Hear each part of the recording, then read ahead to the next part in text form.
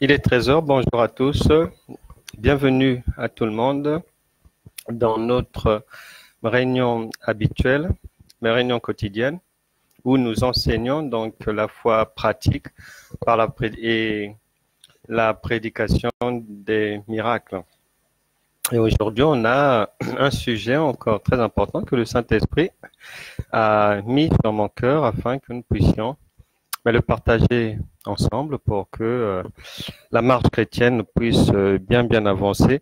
Bonjour mon frère Constant, tu es le bienvenu, que ta maison soit bénie et que le Seigneur mette la main sur toutes tes activités, tant personnelles que collectives, individuelles et familiales. Bonjour mon frère Émery, sois béni toi aussi et que ta maison reçoive les bonnes grâces du Seigneur. Bonjour à tout le monde, vous pouvez entrer sans frapper. Aujourd'hui, nous allons poursuivre sur la foi. Vous savez que la foi est tellement vaste et puis elle est à prendre sous divers angles et on est tenu d'explorer vraiment toutes les composantes de la foi afin de pouvoir bien la saisir et marcher au mieux en étant agréable à Dieu, comme nous le recommande Hébreux chapitre 11, verset 6.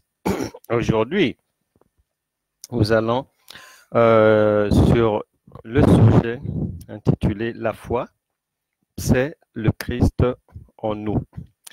Et avant de commencer, je prierai, j'aimerais bien que vous ne puissiez pas être égoïste et que chacun puisse inviter des bien-aimés, des parents, des amis, des frères, des sœurs, en partageant notre réunion au plus grand nombre pour que la bénédiction de l'Éternel puisse s'étendre et ne pas se limiter à vous-même ou à votre maison. Donc, je vous invite vraiment à partager, à inviter parce que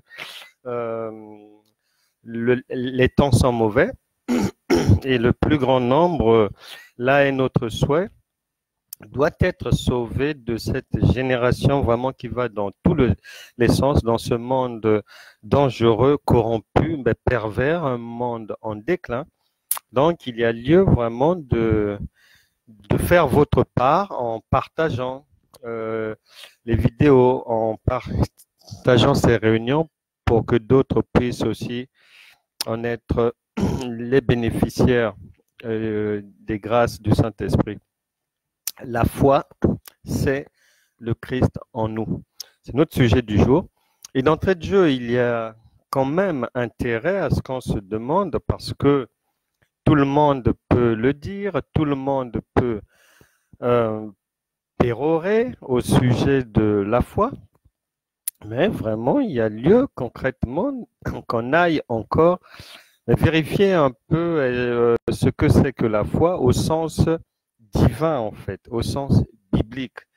Parce qu'il y a des gens qui ont une compréhension, une définition et une marche par la foi qui n'a rien à voir avec les standards du royaume de Dieu.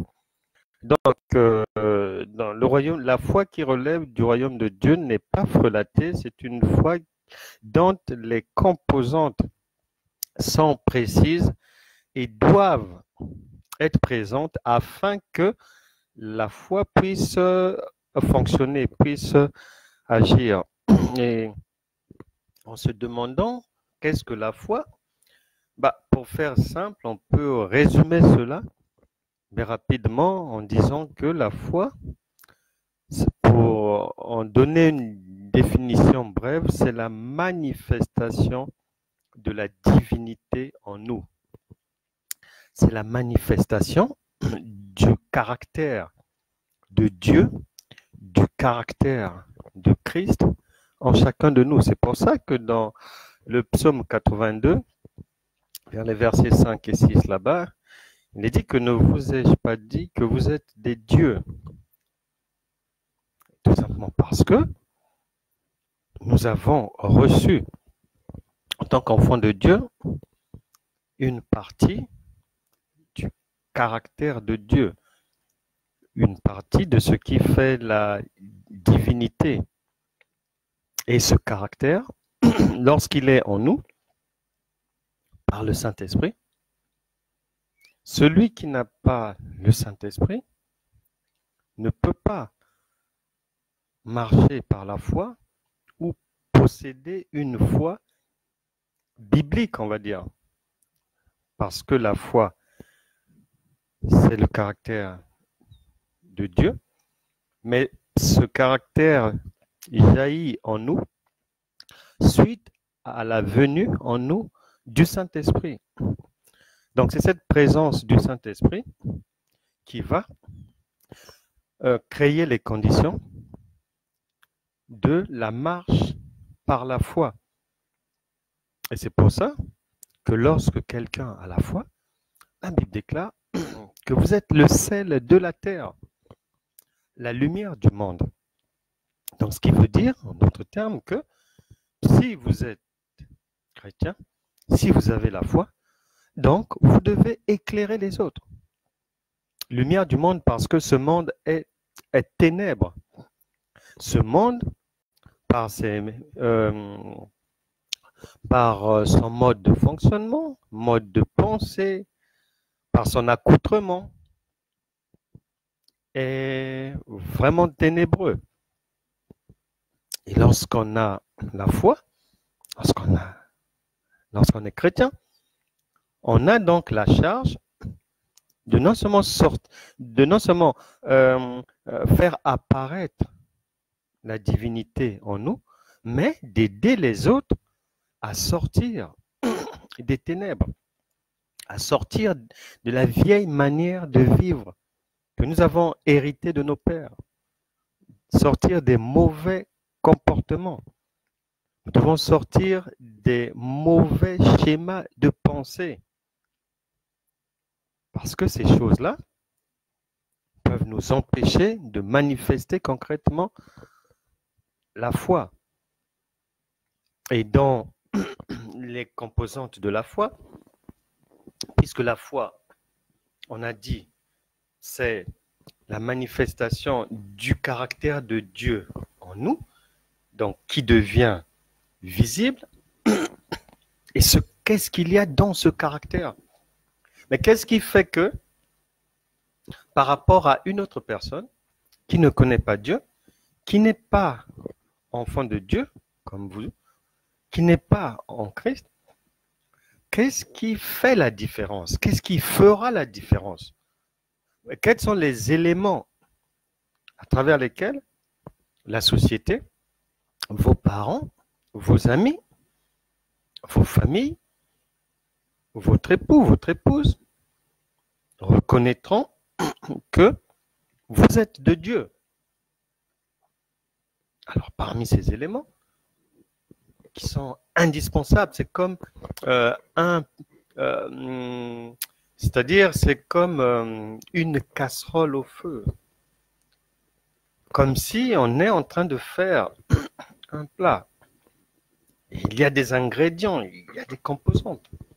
Que ce soit l'eau, le sel, le poivre, le poisson ou la viande. Un plat a des composantes. Et la foi, c'est la même chose. Et on va voir rapidement. Donc la foi, c'est la manifestation du divin, du caractère divin en vous, en moi. Et ce caractère est composé des éléments comme l'humilité. Êtes-vous humble ou vivez-vous dans l'orgueil? L'amour. L'amour de Dieu, l'amour pour Dieu et l'amour vis-à-vis de nos prochains. Cet amour qui compose la foi ne doit pas se limiter à vos enfants ou à vous-même, à votre conjoint. Non. L'amour de Dieu, contenu dans la foi, est un amour large. Un amour large. qui nous permet d'aimer, d'aider même des gens que nous ne connaissons pas. Il y a la patience. Êtes-vous patient? Êtes-vous patiente? Pierre a parlé des vertus chrétiennes. Elles doivent être en nous. La fidélité. Êtes-vous fidèle? Fidélité vis-à-vis de Dieu, mais fidélité aussi vis-à-vis des hommes. Une personne qui n'est pas fidèle n'est pas dans la foi, n'a pas la foi biblique. Puisque le Seigneur a dit que ton oui soit oui et que ton non soit non. Quand tu as dit oui, c'est oui, tu restes là, tu ne bouges plus. Qu'il pleuve, qu'il neige, qu'il y ait la prospérité, qu'il y ait la disette, qu'il y ait le vent, le soufre, le tremblement de terre. Peu importe la tempête, tu restes là. Et s'il faut un réajustement, un repositionnement, on s'adresse à Dieu, qui peut tout faire pour nous. Pour nous. Lorsqu'on a une épouse, un conjoint, une conjointe, lorsqu'on a donné sa parole à son employeur, on reste là. Il y a des gens qui, par exemple,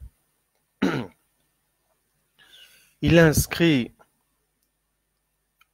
dans 3 ou 4 boîtes d'intérim. Lorsqu'une structure l'appelle pour travailler, il y va. Ou elle y va. Et pendant qu'elle travaille là, pendant qu'elle a une mission de 3 semaines ou 1 mois, elle s'est déjà engagée, elle a déjà commencé la mission. Une autre structure l'appelle, une autre boîte d'intérim l'appelle pour lui confier une mission. Et la personne abandonne là où elle s'est déjà engagée pour aller rentrer ailleurs. Ce n'est pas bon. La marche par la foi, il faut la fidélité, la maîtrise de soi.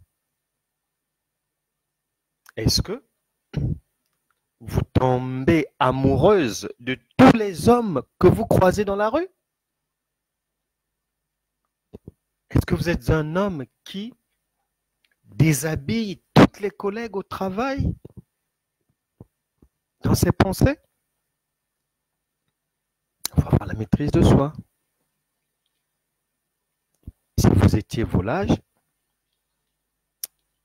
la Bible est claire que celui qui dérobe ne dérobe plus. Donc, que celui qui était volage, en venant à Christ, en devenant chrétien, qu'il arrête ses vieilles habitudes pour être vraiment dans la marche par la foi.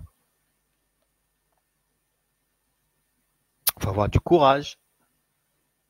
Parce que dans la vie, il y aura de bons jours, mais il y aura aussi de mauvais jours. Et dans les mauvais jours, on est tenu de faire preuve de beaucoup de courage. Le courage est également donc l'une des composantes de la foi. La capacité à pardonner les autres aussi. L'esprit de conciliation. Éloignez-vous des querelles. Les querelles ne font pas partie de la foi. Quelqu'un qui est en Christ doit être conciliant, pacifique, calme, réfléchi, travailleur. Il faut rejeter l'esprit de paresse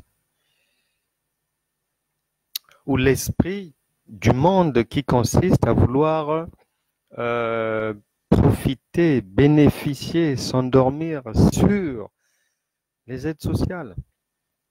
Il faut être travailleur, il faut faire preuve de libéralité pour pouvoir aider les autres.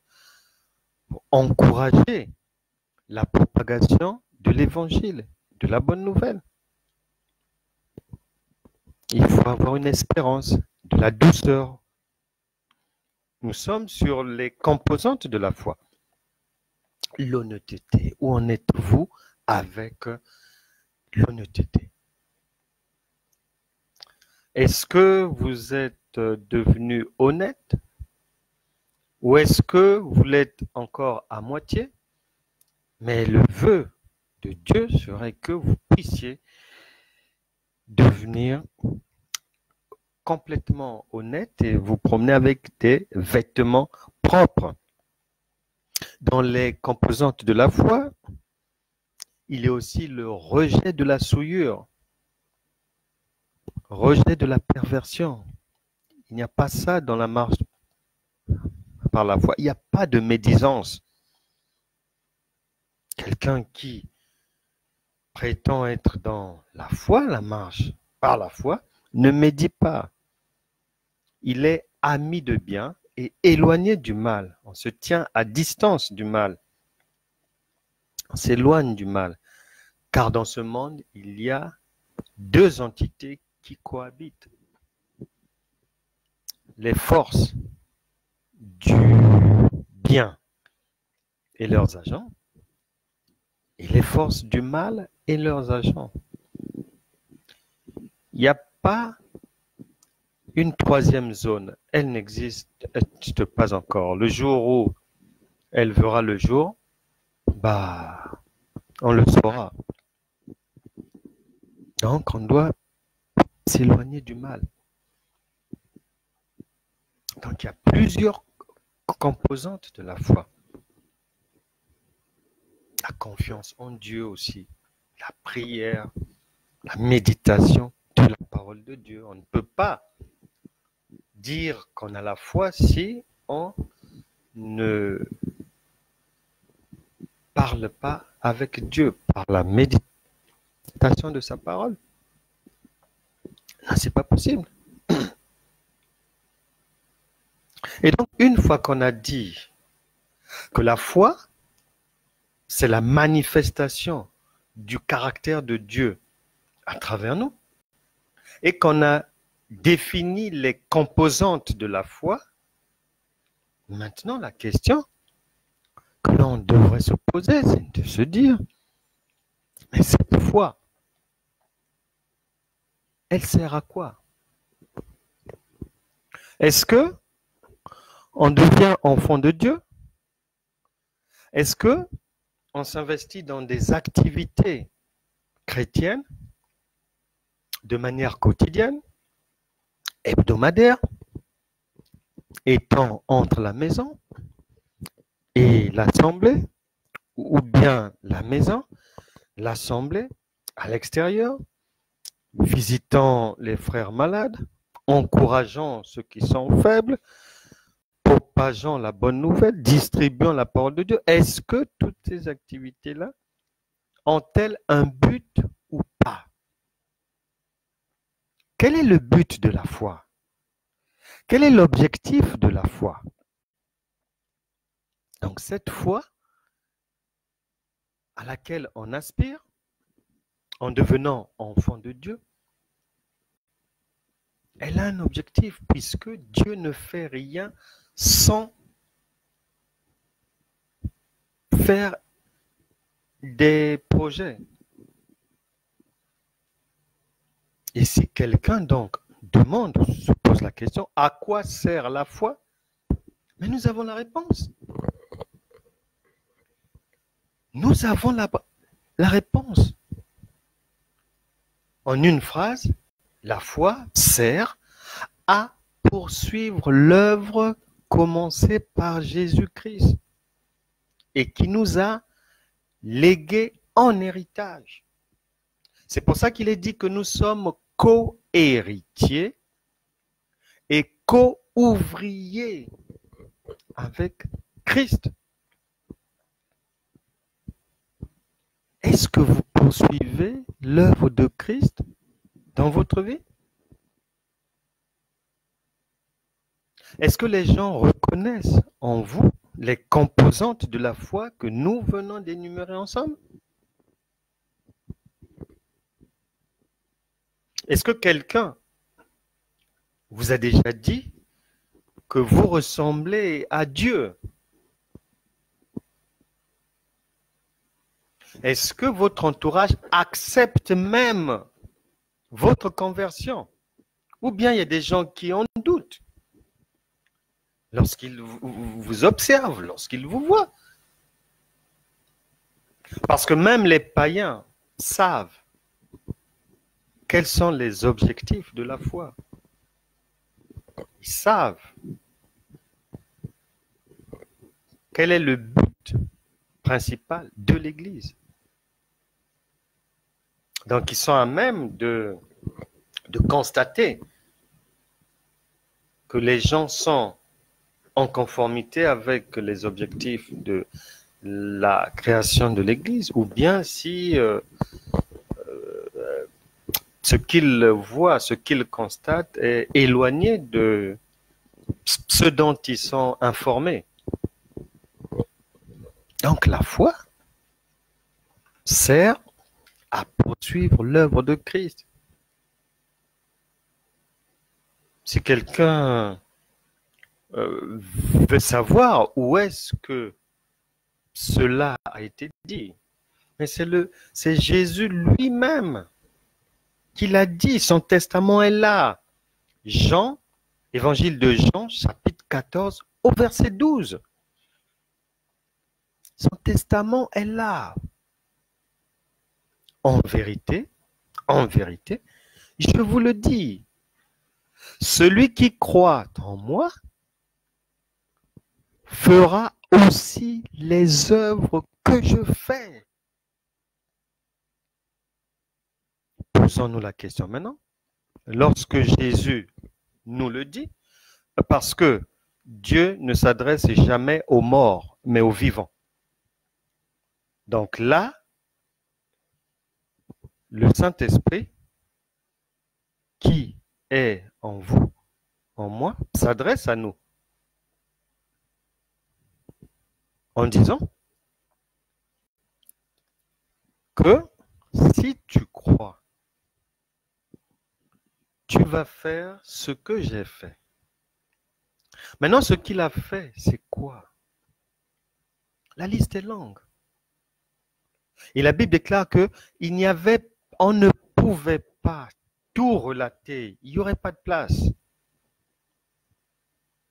Jésus guérissait les malades, résurrection des morts, multiplication des pains, solutionner les problèmes des gens, donner des conseils, exhorter, enseigner, instruisait, consoler les cœurs brisés. Est-ce que c'est ce que vous faites?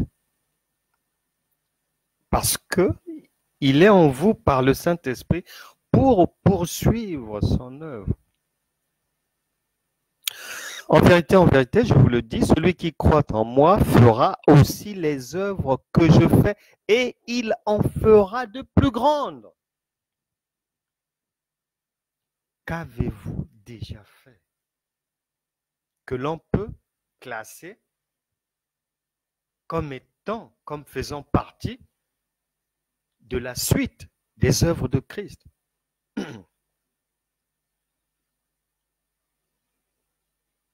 Il est le Père des orphelins. Que faites-vous avec les orphelins? Est-ce que vous les regardez de loin? Parce que lui, il s'en occupait. Que faites-vous avec les veuves? Avec les veufs. Lui, il s'en occupait. Et on devient chrétien pour poursuivre son œuvre. En vérité, je vous le dis, celui qui croit en moi fera aussi les œuvres que je fais et il en fera de plus grandes. Quelles sont les plus grandes œuvres par rapport à Jésus dont on peut mettre à votre crédit? et qui les reconnaît. Parce que ici, il y a un testament. Donc, vous êtes les bénéficiaires en venant dans le royaume de Dieu. Évangile de Jean, chapitre 1, verset 12, à tous ceux qui l'ont reçu. Il a donné le pouvoir de devenir enfant de Dieu. Quelles sont les grandes œuvres que vous avez faites supérieures à celles de Christ?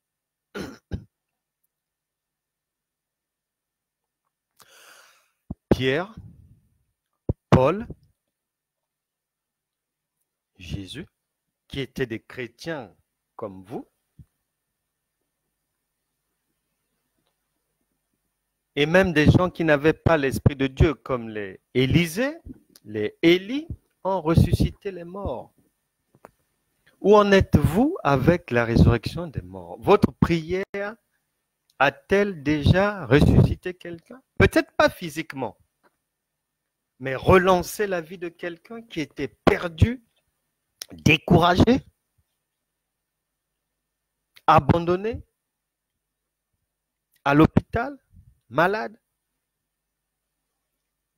Avez-vous déjà été un acteur de la résurrection d'une vie?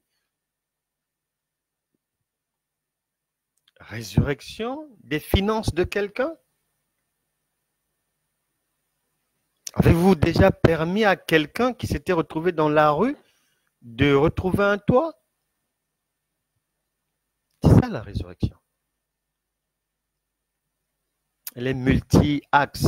Elle ne se limite pas à la respiration, non.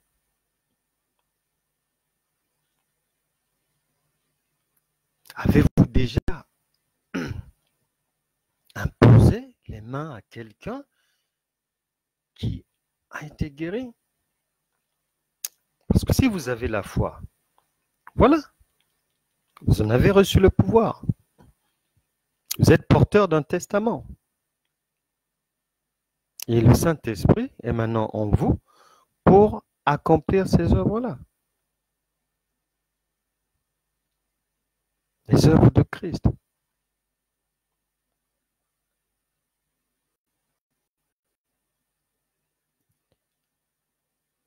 On ne peut pas dire ainsi si on tient compte du testament dont nous sommes tous les bénéficiaires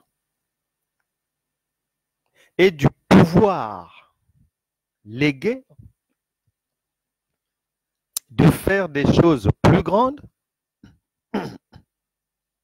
Donc, Marc chapitre 16, verset 17 a sa raison d'être.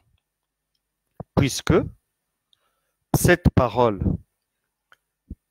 ce testament, cet héritage, on comprend ça donc de la manière suivante que on ne peut pas dire qu'on a la foi si les miracles ne nous accompagnent pas. C'est pas possible. Puisque la foi a des composantes, a des objectifs. Et les objectifs, c'est de faire de plus grandes choses que celles faites par Jésus afin d'aider notre génération. Parce que les temps sont mauvais. Donc, or, pour aider l'humanité, ça passe obligatoirement par le miracle. La sagesse humaine ne peut pas aider l'homme. L'intelligence humaine ne peut pas sortir l'homme du gouffre dans lequel il se trouve actuellement, dans toutes nos sociétés. Impossible.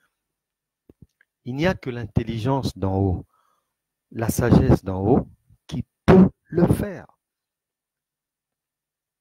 Qui peut le faire. Beaucoup disent, prétendent, stipulent qu'ils pensent qu'ils ont la foi. Mais est-ce une foi au sens divin?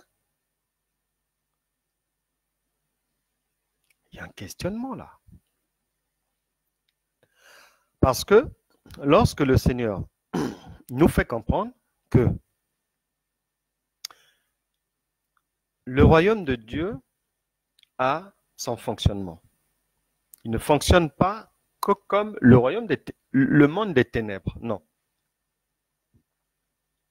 Et donc, si quelqu'un prétend être du royaume de Dieu, donc, il fera de plus grandes œuvres que celles faites par Jésus, obligatoirement. Si vous dites, par exemple, que vous êtes en Belgique, sur le territoire du roi des Belges, mais il faut que les gens puissent vérifier ou constater que vous êtes bel et bien sur le territoire belge. Lorsqu'on est dans le royaume de Dieu, les gens doivent avoir la facilité de s'en rendre compte, de le constater. Mais si vous écoutez les mêmes musiques, vous avez les mêmes activités que ceux qui ne sont pas dans le royaume de Dieu, vous solutionnez vos problèmes de la même manière, vous marchez avec les mêmes personnes, vous consultez les mêmes personnes non croyantes, vous vous laissez entraîner par des gens qui n'ont pas l'Esprit de Dieu, et vos résultats dans la vie ne sont pas enviables par ceux qui ne connaissent pas Dieu, il y a un problème. Il y a un problème. Et par contre, on peut être en Belgique et on peut être belge et se retrouver aussi sur un autre territoire. Je venais de dire, si quelqu'un dit qu'il est en Belgique, on doit le constater, que un tel est bel et bien sur le territoire du roi.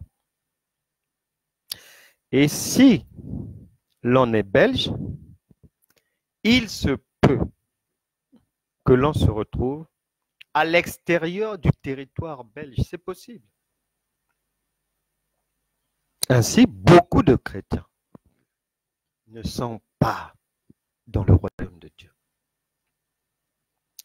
Beaucoup de prédicateurs ne relèvent pas du royaume de Dieu. Beaucoup de serviteurs et servantes de Dieu cupides n'ont rien à voir avec le royaume de Dieu. Puisque le royaume de Dieu, la foi, Christ, la résurrection, la rédemption, a ces caractéristiques. On doit reconnaître, c'est visible. Puisque la parole a dit que vous êtes la lumière du monde, le sel de la terre. Donc c'est à vous de montrer l'exemple aux autres. Que faites-vous derrière les autres? Si vous relevez de notre royaume, que faites-vous?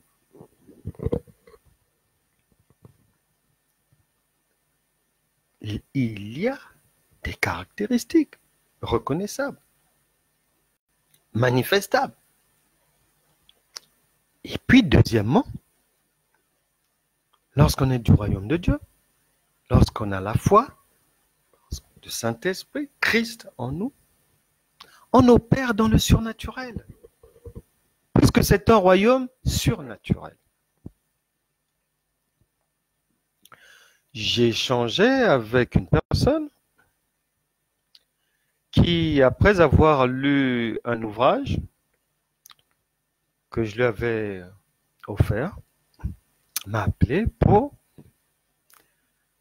me donner ses conclusions de lecture et puis tous les enseignements qu'elle avait tirés de cet ouvrage. Et la personne me disait, mais je ne savais pas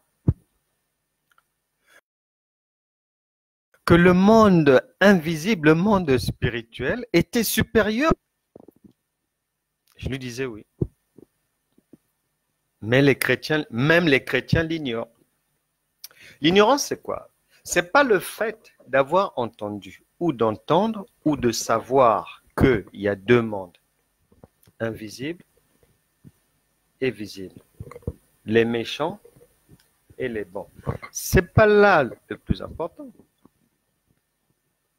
Le plus important, c'est de savoir ce qu'on y fait et d'avoir conscience, d'avoir la compréhension que tout ce qui est visible à l'œil nu n'est que le résultat, ne vient que de ce qui était d'abord invisible. Par conséquent, ceux qui sont avancés par rapport aux autres dans les choses que l'œil ne voit pas auront le dessus sur les autres et vont imposer leur loi. C'est pour ça que la parole de Dieu déclare, Matthieu chapitre 11, que depuis les temps de Jean-Baptiste, le royaume de Dieu est forcé et ce sont les violents qui s'en emparent. Il y a un combat, il y a une lutte. Que vous en soyez conscient, que vous n'en soyez pas conscient, que vous le voyez, que vous ne le voyez pas, là n'est pas l'essentiel. Et cette personne était contente d'avoir saisi ces choses, que le monde spirituel est réel et a l'avantage, la supériorité sur le monde physique. C'est pour ça que quelqu'un qui est au fait des choses spirituelles et sait comment les activer, va dominer. Que ça soit dans le sens du bien ou dans le sens du mal. Parce que c'est une lutte. Maintenant, dans cette lutte, nous avons l'avantage, dans le royaume de Dieu, de fonctionner par la foi, qui a les composantes qu'on vient de voir ensemble et qui a des objectifs bien précis, que l'on vient aussi de voir ensemble, de poursuivre les œuvres de Jésus et d'en faire de plus grandes. En d'autres termes, la foi nous permet, en opérant dans le surnaturel, de venir imposer la vérité divine du royaume de Dieu à la réalité dégueulasse de ce monde des ténèbres. Voilà les objectifs de la foi. Et c'est ce que le Seigneur attend de chacun de nous. La manifestation des fils de Dieu. Et cette manifestation ne se fait pas dans les quatre murs d'une église, non. L'église est un lieu de formation. Mais la mise en pratique, c'est dehors. C'est là-bas où on attend de vous, on attend que vous démontriez la divinité en vous. C'est pour ça que Paul a pu dire dans ses courriers que je n'étais pas venu vers vous avec une sagesse humaine, non. Je suis venu avec une sagesse d'en haut pour une démonstration de la puissance de Dieu. Et cette foi donc, quand on vient de voir les caractéristiques, les objectifs, elle est reconnaissable. On doit reconnaître la foi en vous. Si on ne reconnaît pas Dieu à travers vous, ben, il y a un problème. Un problème. La Bible dit que le conseiller de David, du roi David, Achitophel, qui après était passé avec armes et bagages dans le cabinet de son fils lors de la traîtrise d'Absalom, la Bible déclare que le conseil d'Achitophel, lorsque les gens écoutaient ses conseils, c'était comme si c'est Dieu qui avait parlé. Maintenant, quand vous méditez ce genre de propos du Saint-Esprit, en même temps que vous méditez cela, il vous pose, puisque la parole de Dieu c'est un miroir, il vous pose aussi la question, vos conseils à vous donnent quoi? Vos conseils donnent quoi?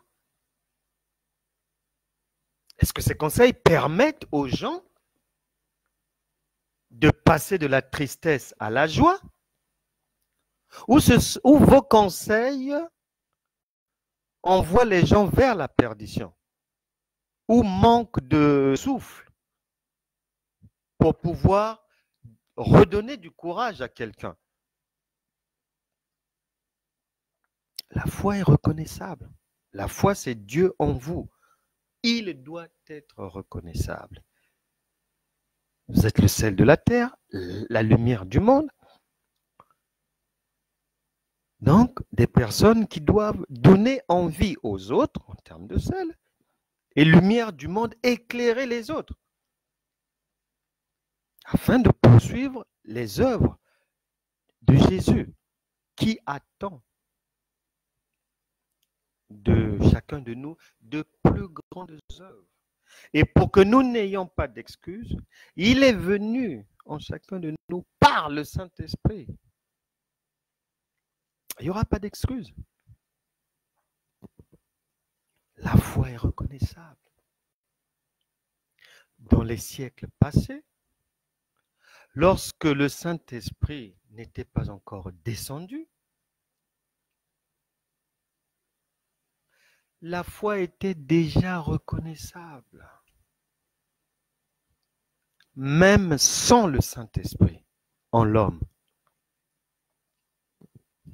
Pour preuve, lorsque Moïse s'est retrouvé aux prises, Moïse, Aaron opposés aux magiciens de Pharaon et à leur chef. Chacun, puisqu'il y a deux mondes, le monde du bien et le monde du mal. Vous méditerez cela dans le livre de l'Exode, au chapitre 8.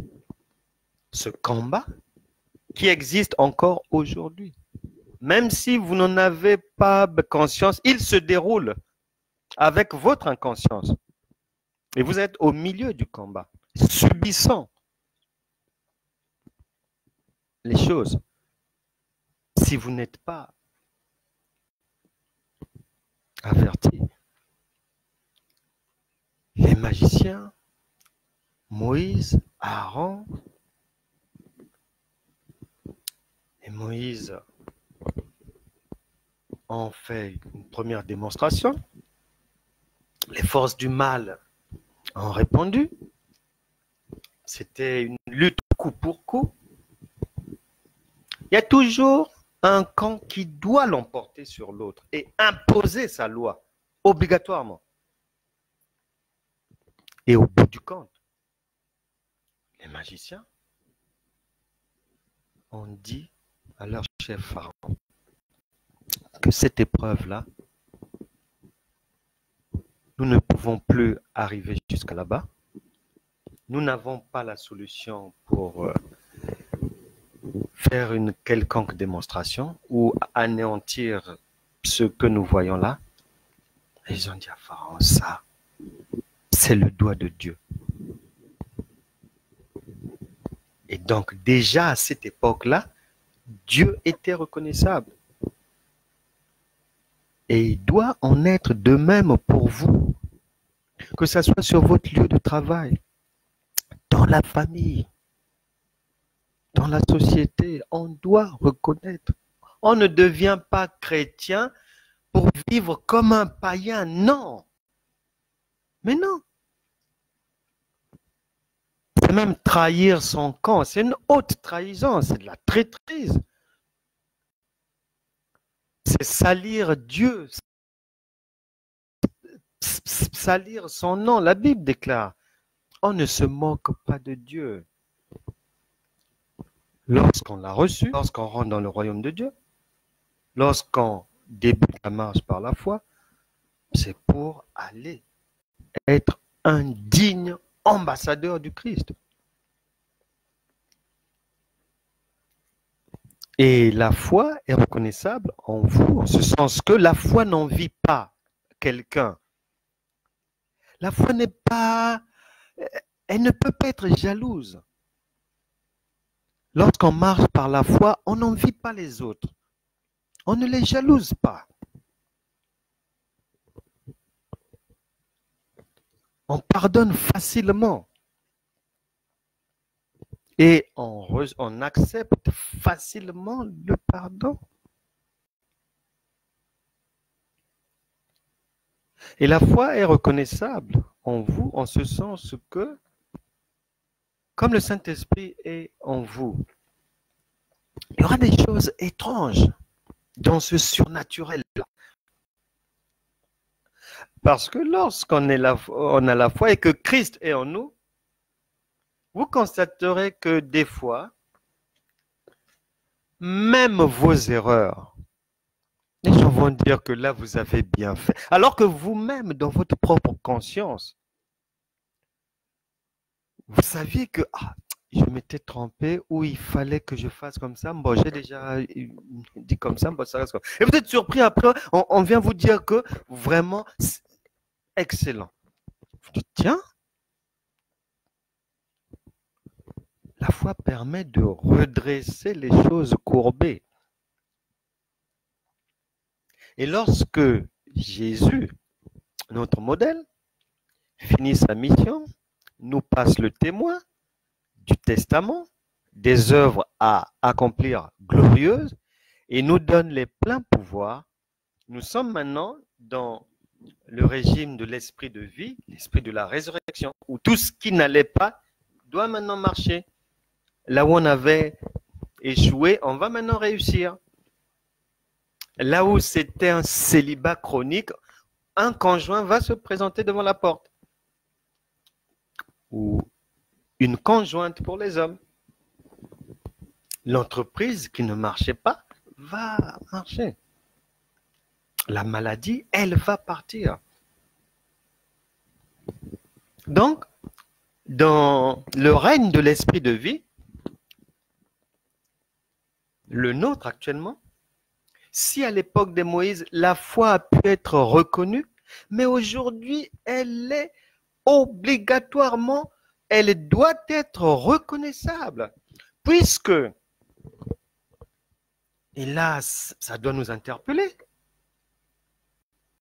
J'ai déjà dit ici que nous sommes sous surveillance, 24 heures sur 24, surveillés par Dieu, surveillés par les anges de Dieu, surveillés par la parole de Dieu, surveillés par le diable, surveillés par ses démons.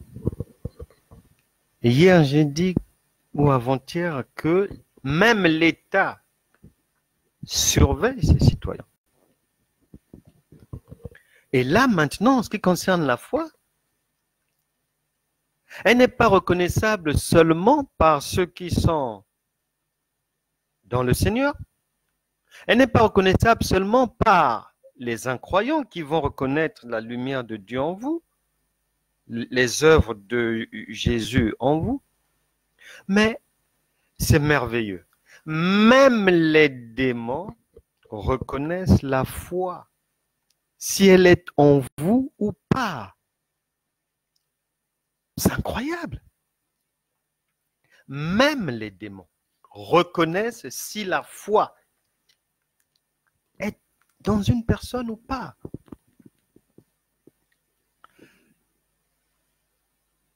À Éphèse. Éphèse était une ville vraiment où il y avait, les gens adoraient plusieurs dieux. La magie battait son plein comme en Samarie à l'époque. Et peut-être aujourd'hui que dans votre ville, dans votre famille, dans votre village, il y a des totems, il y a beaucoup de choses comme ça compliquées. C'est peut-être la même situation. Et Paul a enseigné pendant 2 ans à Éphèse. Pendant 2 ans.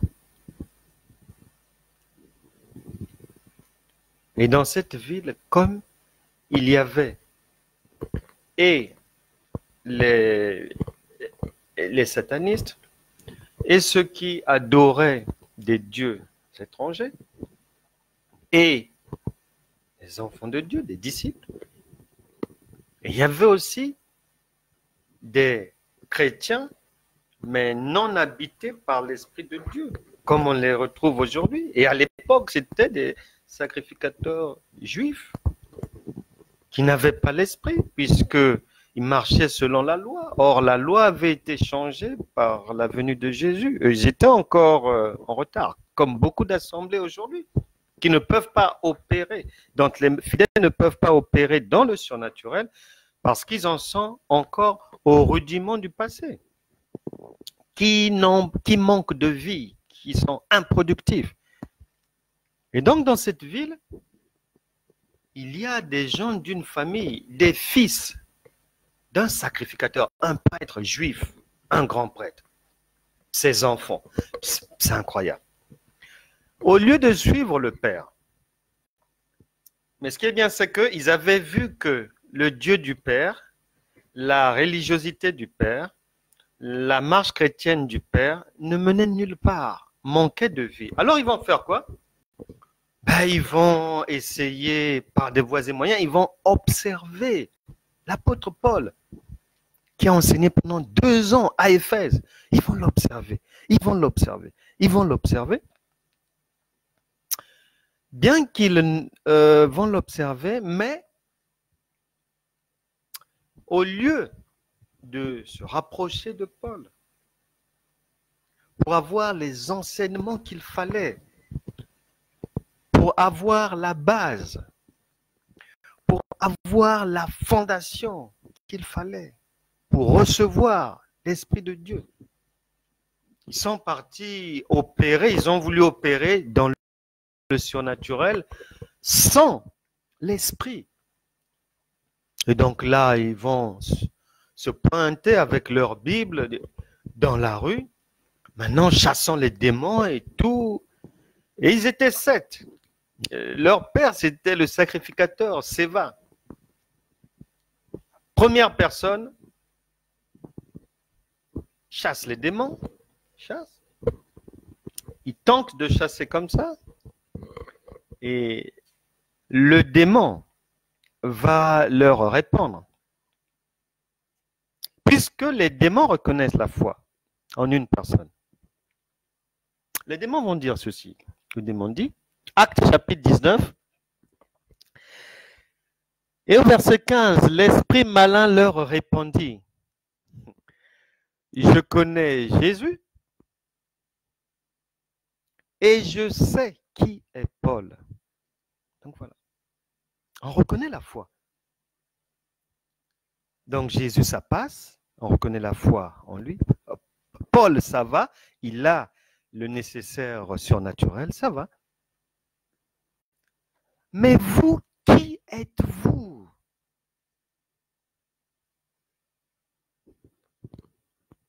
Les démons demandent, qui êtes-vous? Parce que en eux, les démons n'ont pas vu la foi. Ils étaient vides. Ils manquaient de vie.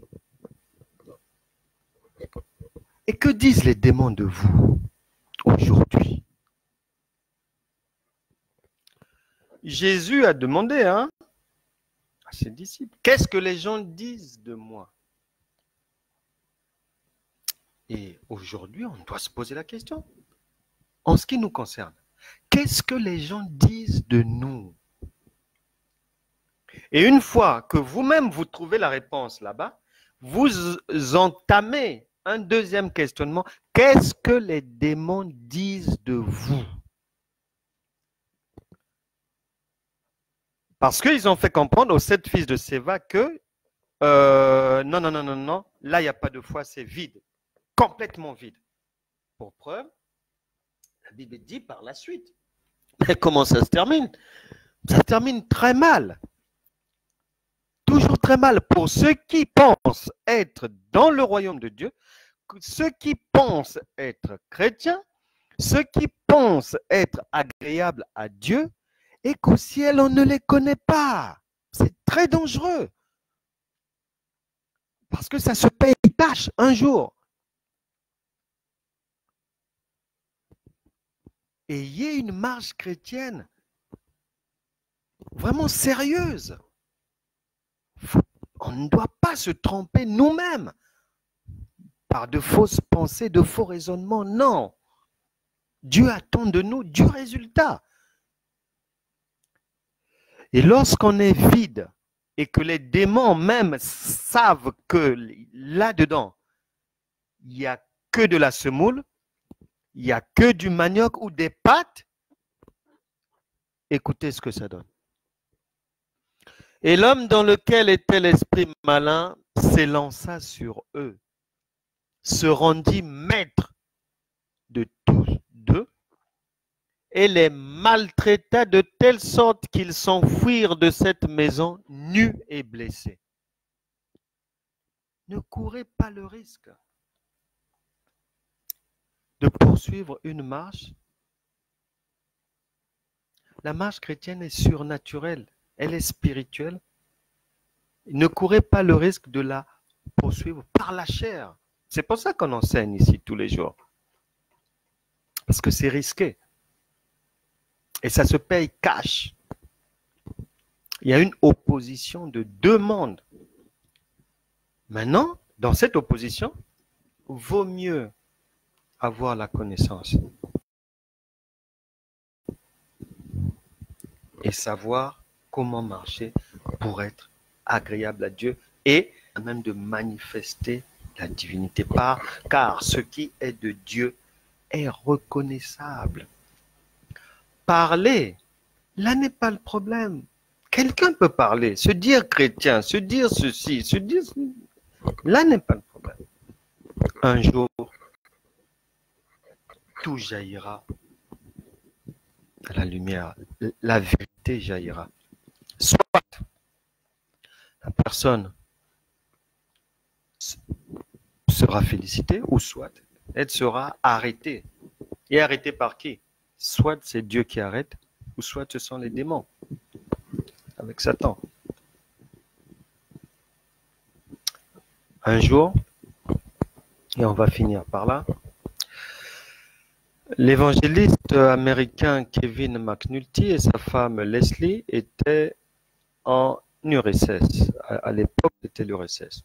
Avec un projet de Dieu pour une évangélisation dans l'Asie musulmane profonde à travers, comme sont des pays musulmans, l'évangélisation donc devait se faire sous des chapiteaux, des tentes. L'évangélisation des pays à l'époque faisant partie du bloc de l'URSS comme qui sont devenus des pays aujourd'hui comme l'Ouzbékistan, le Tadjikistan, le Turkménistan, tous ces pays-là. Et donc, comme ils étaient collaborateurs de l'évangéliste Tel Osborne, ils travaillaient avec lui, et donc ils vont lui exposer leur projet que le Seigneur leur avait mis à cœur de cette évangélisation de l'Asie musulmane dans des chapiteaux. Et Osborne, après les avoir écoutés, leur a demandé donc ce projet, vous voulez commencer par l'installation de combien de tentes dans des zones musulmanes comme ça. Et le couple McNulty va dire à Osborne que le Seigneur nous a mis à cœur de débuter avec 28 tentes. Immédiatement, après avoir entendu ça, Osborne s'est levé, il s'est exclamé en leur disant que ça, c'est pas Dieu qui vous l'a dit. Ils étaient surpris. Et Osborne de leur dire, repartez vers Dieu. Questionnez bien Dieu. Parce que là, dans ce que vous m'avez dit, je ne reconnais pas Dieu. Bon, ils sont repartis en prière, les jours sont passés, des semaines sont passées, etc. Et un jour, ils vont s'asseoir encore pour lui dire, Dieu nous a mis une autre idée à cœur. Il demande toujours le même projet, oui. Et il demande, alors là, cette fois-ci, Dieu vous a dit quoi? Et là, ils vont lui dire, Dieu nous a dit de commencer par l'installation de 100 tentes pour l'évangélisation de l'Asie musulmane. Osborne a crié, oui, ça c'est Dieu. Parce que Dieu est un Dieu de grandeur. Il doit être reconnaissable. Tout ce que Dieu fait est grand. Dieu n'est pas micro. Dieu est macro. Il voit les choses en grand. Les choses de Dieu débutent par des objectifs immenses et Dieu doit être reconnaissable. Que vous ayez 15 ans, que vous ayez 30 ans, que vous ayez 50 ans, 52 ans, 74 ans, si vous êtes enfant de Dieu, si vous avez reçu la parole, le travail qu'elle doit avoir accompli en vous, puisque Christ est en vous par le Saint-Esprit, doit être un travail reconnaissable par la société, par tout le monde, que Dieu est en vous. C'est pour ça que l'apôtre Paul pouvait dire que il est dans cette tente que lui, il transportait, car la foi, c'est le Christ, et le Christ est toujours reconnaissable. En Samarie, les gens qui étaient dans les ténèbres, les magiciens et autres l'ont reconnu lorsque Philippe, Actes chapitre 8, à partir du verset 5, lorsque Philippe a débarqué en Samarie pour prêcher le Christ. À Éphèse, dans cette ville pleine de ténèbres, les gens l'ont reconnu à travers la prédication de l'évangile par l'apôtre Paul. Donc, ce qui est de Dieu est toujours reconnaissable par le commun des mortels. Et vous avez maintenant ce Dieu en vous. La foi, votre foi, c'est Christ en vous. Que Dieu vous bénisse vraiment. Le Saint-Esprit va vraiment poursuivre son œuvre commencée en vous. C'est ici que nous achevons notre réunion mais d'aujourd'hui. C'était la foi, c'est le Christ en nous.